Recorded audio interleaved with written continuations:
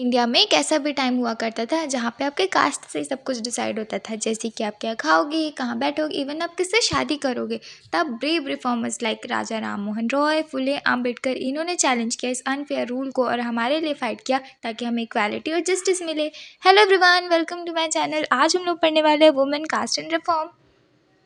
अब हम कंपैरिजन देख लेते हैं कि 200 ईयर्स पहले गर्ल्स और वुमेन्स की लाइफ कैसे होती थी और अभी कैसे होती है। अभी तो बहुत सारी लड़कियां स्कूल जाती है, स्टडी करती है बॉयज़ के साथ, बहुत सारी कॉलेज जाती है and many take up job. और अभी वो अपना पार्टनर भी चूज़ कर सकती है कि उन्हें कब और किससे शादी करनी है। विडोज़ अभी रीमैरी कर सकती हैं। वुमेन के पास मेन जैसे इक्वल राइट भी है, जैसे कि वो वोट कर सकते हैं, इवन वो इलेक्शन में भी खड़े हो सकते हैं। हाउएवर जो पुअर वुमेन की लाइफ है वो अभी भी थोड़ी प्रॉब्लम फेस करे, जैसे कि उन्हें एजुकेशन नहीं मिल रहा, उन्हें फ्रीडम नहीं मिल रहा। इवन मैन के मोर देन वन वाइफ होती थी, लेकिन विडो जब अगर वो हो जाती थी तो वो जो विडोज़ है उनसे ये एक्सपेक्ट किया जाता था कि वो अपने हस्बैंड के फ्यूनरल पे ना वो भी मर जाएंगे, मतलब वो सती को प्रैक्टिस करेंगे। वुमेन के पास कोई राइट टू प्रॉपर्टी भी नहीं थी और वो स्कूल भी नहीं जा सकते थे। बाकी पहले के लोगों का मानना ये था कि अगर वुमेन पढ़ाई करना सीख जाएंगी ना तो वो विडो बन जाएंगी। और कास्ट सिस्टम कैसा था, कास्ट डिवाइडेड था बहुत सारी कैटेगरीज में, जैसे कि अपर कास्ट जिसमें ब्राह्मण्स और क्षत्रिय आते थे, सेकंड मिडिल क्लास जिसमें ट्रेडर्स और मनी लेंडर आते थे, उन्हें वैश्य बोलते थे, और लोअर कास्ट जिसमें पेजेंट्स और आर्टिशियंस आते थे जिन्हें शूद्र बोलते थे। और सबसे लोएस्ट कास्ट जो थी ना, जो लोग क्लीन करते थे, जो लोग पॉल्यूटिंग जॉब करते थे, उन्हें अनटचेबल बोला जाता था। जो लोअर कास्ट होते थे ना उनकी तो एंट्री भी बैन थी टेम्पल्स में, और जो वेल अपर कास्ट लोग यूज़ करते थे वो यूज़ नहीं कर सकते थे। उन्हें ऐसे ट्रीट किया जाता था जैसे वो इन्फीरियर है और उन्हें बहुत डिस्क्रिमिनेशन फेस करना पड़ता था। लेकिन 19 और 20 सेंचुरी के अराउंड में ये जो अनफेयर कस्टम और बिलीव है ना, ये स्लोली चेंज होते गए। फिर जब लोगों को ये समझ आना चालू हुआ तो उन्होंने फाइट करना चालू किया अपने इक्वालिटी के लिए, एजुकेशन के लिए और राइट्स के लिए। अब चेंज लाने के लिए उसके ऊपर वर्क करना पड़ेगा। तो अर्ली 1800 में क्या होता है, जो भी आइडियाज़ उनको आते हैं अब उनको शेयर करने के ना नए नए तरीके डेवलप होने लगते हैं, जैसे कि बुक, न्यूज़पेपर, मैगजीन और पैम्पलेट। ये ना सारे प्रिंट होना स्टार्ट हो गए थे और ये चीपर भी थे और इन्हें ईजिली रीड भी किया जा सकता था। जैसे कि पहले ओल्ड हैंड रिटन मैन्यूस्क्रिप्ट थे ना, वो थोड़े हार्ड होते थे, तो कॉमन पीपल अब वो रीड कर सकते थे, अब वो अपने लैंग्वेज में लिख सकते थे। तो सोशल, पॉलिटिकल, रिलीजियस और इकोनॉमिक इशू ना ओपनली डिस्कस होने लग गए थे। तो ये डिस्कशन हेल्प करती है स्टार्ट करने में मूवमेंट को, ताकि सोशल चेंज आ पाए। मेरे बहुत सारे इंडियंस ये चाहने लग गए थे कि जो अनफेयर कस्टम्स है उन्हें चेंज होना चाहिए, सोसाइटी को इम्प्रूव करना चाहिए। ऐसे ही one of the main reformer थे, वो थे राजा राम मोहन रॉय। इन्होंने कलकत्ता में ब्रह्मो सभा को स्टार्ट किया था, जो बाद में ब्रह्मो समाज के नाम से जाना जाने लगा। अब रिफॉर्मर्स ये बिलीव करते थे कि जो ओल्ड प्रैक्टिस है, जो कि गलत है, उसे एंड कर देना चाहिए, अपनी लाइफ फेयरर वे में जी पाए। लोगों को वो कन्विंस करना चाहते थे, ना कि उन्हें फोर्स कर रहे थे सोशल चेंज के लिए। वो चाहते थे कि वेस्टर्न एजुकेशन और मॉडर्न नॉलेज इंडिया में स्प्रेड हो पाए। वो सपोर्ट करते थे फ्रीडम और इक्वालिटी वुमेन्स के लिए भी। उन्होंने इस बारे में बहुत बात भी की थी कि जो वुमेन्स है वो सिर्फ हाउस होल्ड वर्क तक ही लिमिट रहते हैं। वो एंकरेज करते थे एजुकेशन फॉर वुमेन और वो चाहते थे कि वुमेन अपनी लाइफ को फ्रीली जी सके। उन्होंने सती प्रथा को बैन करने के लिए उसके ऊपर बहुत वर्क किया था, एंकरेज किया था न्यू थिंकिंग सोसाइटी को। प्रिंटिंग और रिफॉर्म मूवमेंट ने बहुत हेल्प किया था न्यू आइडिया को वाइडली स्प्रेड करने के लिए। और ग्रेजुअली पीपल ने ना क्वेश्चन करना चालू कर दिया था ओल्ड ट्रेडिशनल के ऊपर। तो उसकी लाइफ को चेंज करने के लिए राजा राम मोहन रॉय का सबसे बड़ा हाथ था। राजा राम मोहन रॉय ना डीपली हर्ट हुए थे, जो प्रॉब्लम विडोज फेस कर रहे थे। उन्होंने कैंपेन स्टार्ट किया था अगेंस्ट द प्रैक्टिस ऑफ सती, जहाँ पे विडोज को फोर्स किया जाता था या उनसे एक्सपेक्ट किया जाता था कि वो अपने हस्बैंड के फ्यूनरल में वहाँ पे खुद को मार देंगे। वो संस्कृत, पर्शियन और यूरोपियन लैंग्वेज जानते थे, तो उन्होंने इस नॉलेज को यूज़ किया ये दिखाने के लिए। सती को सपोर्ट नहीं किया गया है एशियन इंडियन टेक्स्ट में। बहुत सारे ब्रिटिश ऑफिशियल को भी ऐसे कस्टम्स पसंद नहीं थे, तो उन्होंने इस मूवमेंट को सपोर्ट किया था। फाइनली 1829 में सती प्रथा को प्रैक्टिस करने पर बैन कर दिया गया बाय द लॉ। राजा राम मोहन रॉय के मेथड से इंस्पायर होकर बहुत सारे रिफॉर्मर्स ने ये देखना चालू कर दिया कि वो कैसे प्रूफ निकालेंगे सेक्रेट टेक्स्ट से, जिससे ये पता चले कि ये सारे जो कस्टम्स है ना वो अनफेयर है, वो ट्रूली रिलीजन के पार्ट नहीं है। ये हेल्प कर रहा था लोगों को कन्विंस करने में और ये सारे रिफॉर्म्स को और ज़्यादा एक्सेप्टेबल बनाने में।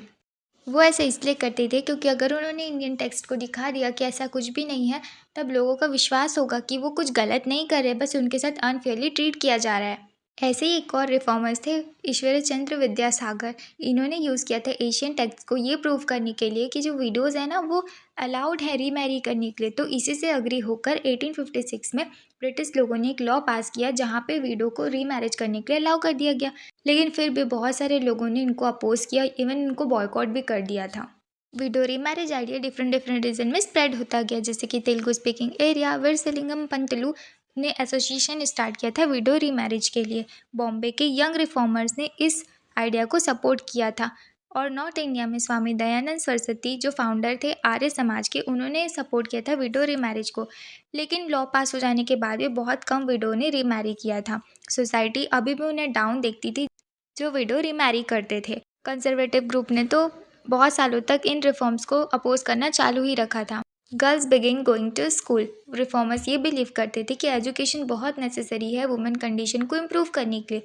तो ईश्वर चंद्र विद्यासागर कलकत्ता के और बहुत सारे रिफॉर्मर्स बॉम्बे में स्टार्ट करते हैं स्कूल गर्ल्स के लिए।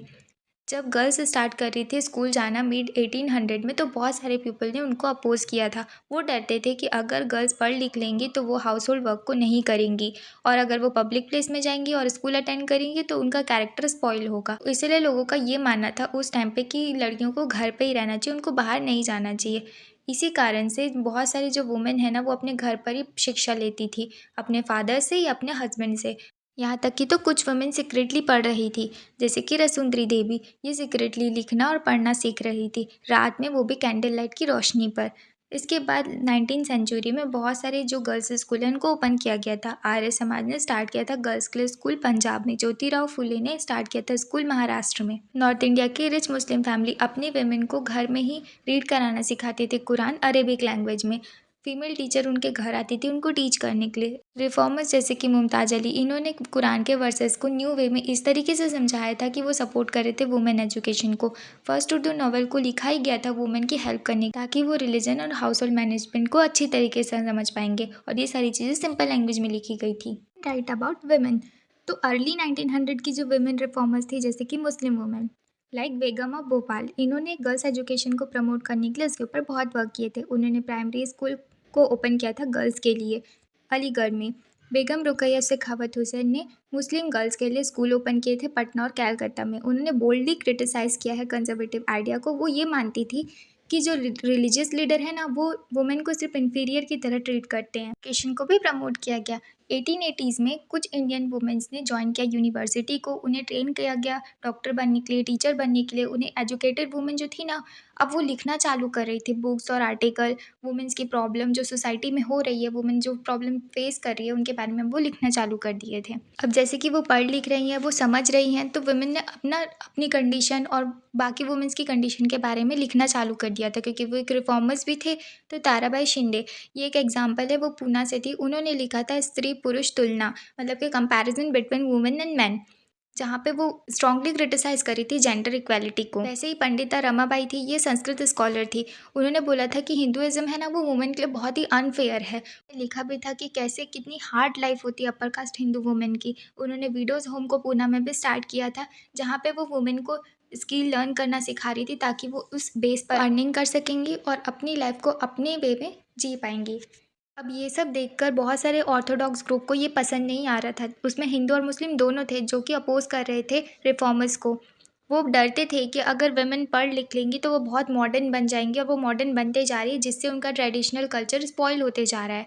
तो by the end of 19th century women ने खुद ही लीडर बनना चालू कर दिए थे अपने रिफॉर्म्स के। उन्होंने बुक्स लिखा था, मैगजीन लिखा था, पब्लिश कर लिया था, स्कूल, ट्रेनिंग सेंटर, यहाँ तक कि उन्होंने क्रिएट किया था वीमेन एसोसिएशन को भी। तो 20th सेंचुरी में क्या होता है, पॉलिटिकल ग्रुप वो लोग फॉर्म कर लेते हैं, और वो ये डिमांड करते हैं कि उन्हें राइट टू वोट मिलना चाहिए। आप पढ़ेंगे आगे फीमेल सफरेज, उन्हें बेटर हेल्थ मिलना चाहिए और एजुकेशन भी मिलना चाहिए सारे वुमेन्स को। नेशनलिस्ट ने भी इनका सपोर्ट किया था, जैसे कि लीडर्स लाइक जवाहरलाल नेहरू, सुभाष चंद्र बोस, इन्होंने इन्हें बहुत ज़्यादा सपोर्ट किया था वुमेन्स इक्वलिटी के लिए। नेशनलिस्ट ने ये भी प्रॉमिस किया था कि इक्वल वोटिंग राइट उन्हें मिलेगी, लेकिन इंडिपेंडेंस के बाद मैन और वुमेन दोनों को। तब तक के लिए उनसे ये बोला जा रहा था कि अभी वो फोकस करेंगे फ्रीडम स्ट्रगल को अगेंस्ट द ब्रिटिश। ने अपने चैप्टर का फर्स्ट पिलर यानी कि वुमेन्स के बारे में तो पढ़ लिया। अब हमारे सेकंड पिलर की बारी है, जो कि है कास्ट।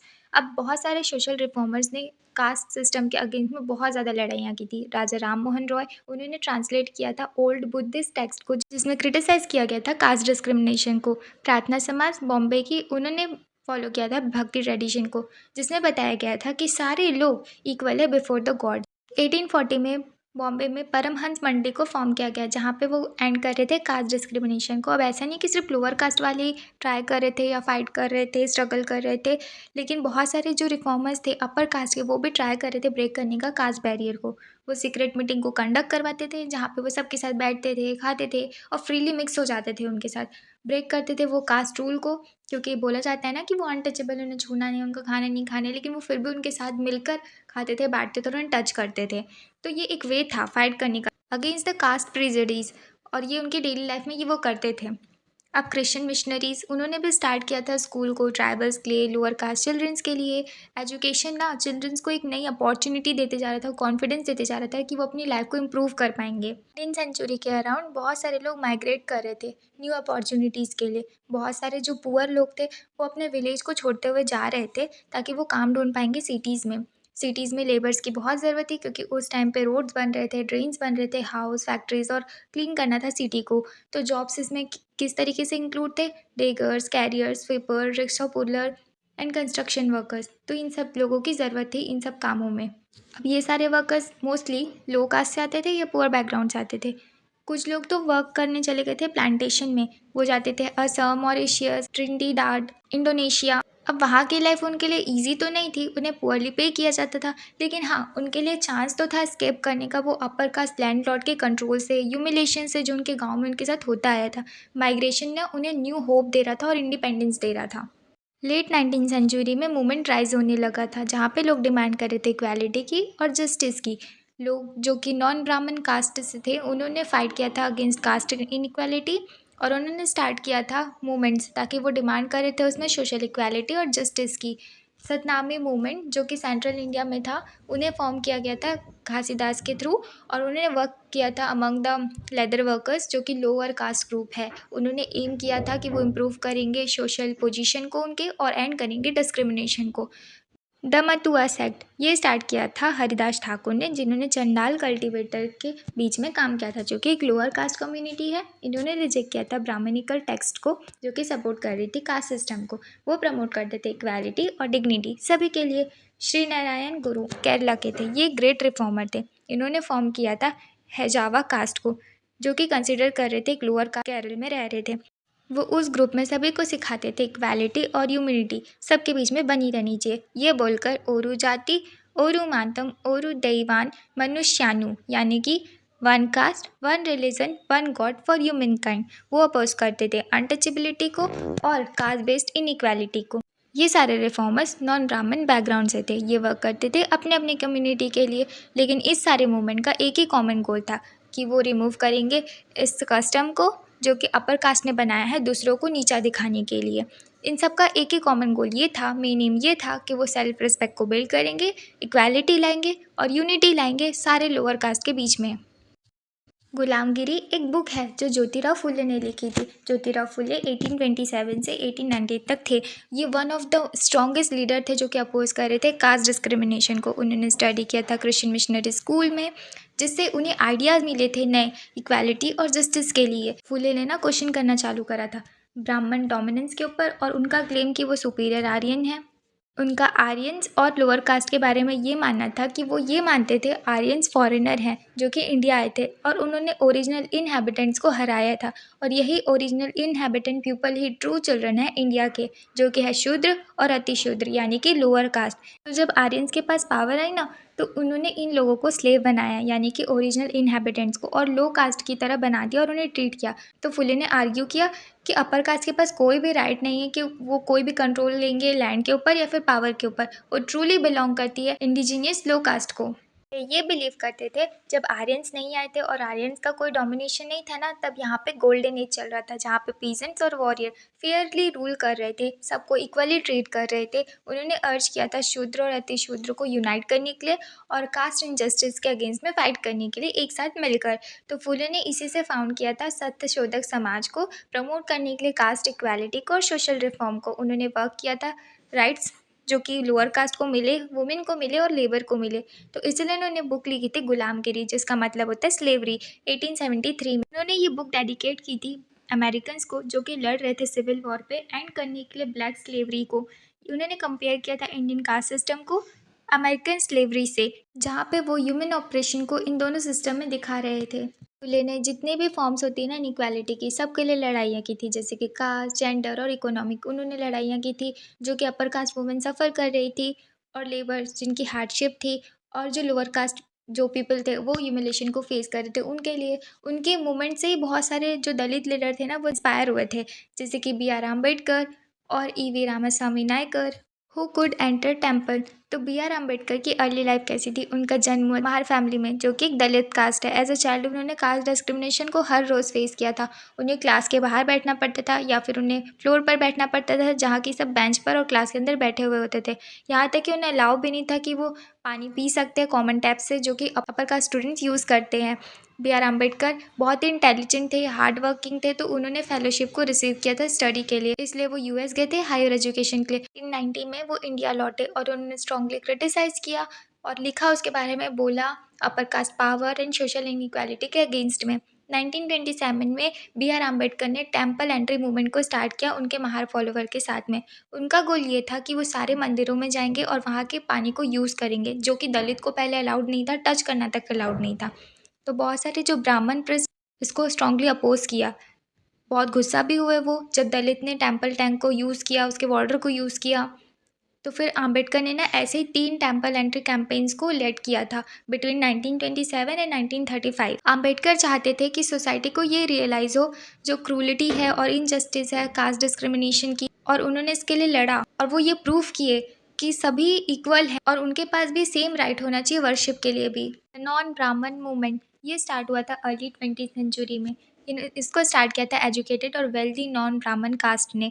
वो अपोज करे थे ब्राह्मण डोमिनेशन को, जो कि उनका रिलीजन, पॉलिटिक्स और सोसाइटी में है, और वो ये क्लेम कर रहे थे कि जो ब्राह्मण्स हैं ना वो आर्यन इन्वेडर्स हैं। जिन पीपल जो कि साउथ के थे उनके ऊपर उन्होंने जीत हासिल की थी। E.V. रामास्वामी नायकर, इन्हें पैरियर भी बोला जाता था। इनका जन्म हुआ था मिडिल क्लास फैमिली में।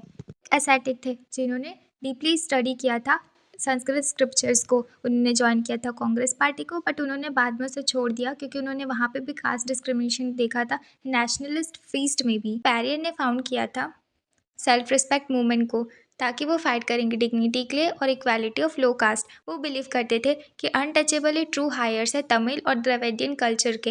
ब्राह्मण्स तो सप्रेस कर रहे थे इन कल्चर को, तो रिलीजियस अथॉरिटीज़ उन्होंने यूज़ किया था रिलीजन को जस्टिफाई करने के लिए इनइक्वालिटी और कास्ट को। मानना था कि अगर लोअर कास्ट को इन सब चीज़ों से फ्री होना है तो उनको उन रिलीजन को रिजेक्ट करना होगा जो कि प्रमोट करते हैं कास्ट हायरार्की को।